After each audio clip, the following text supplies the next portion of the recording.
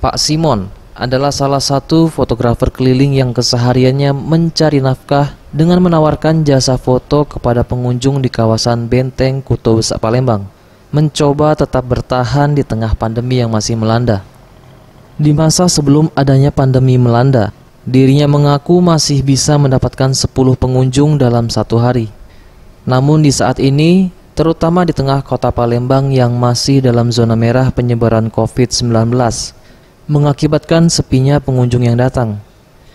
Dirinya mengaku hanya bisa mendapatkan 1 atau 2 pengunjung dalam satu hari. Bahkan pernah 4 hari tidak mendapatkan satupun pengunjung yang menggunakan jasanya.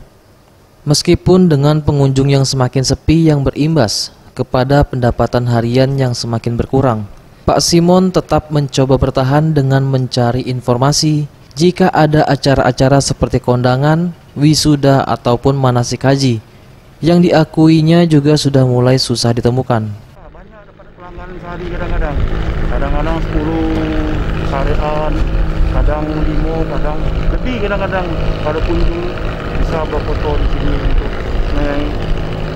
melihat jembatan foto bersama kadang-kadang.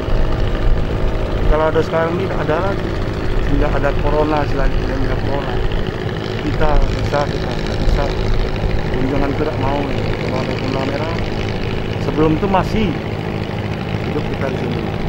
Kita dari foto susah ini kalau bapak kadang-kadang ya kalau ada acara keluar saya keluar, kalau ada informasi. Oh enggak, lari saya ke sini. Ada acara misalnya acara TK, acara apa manasik haji, ini enggak ada.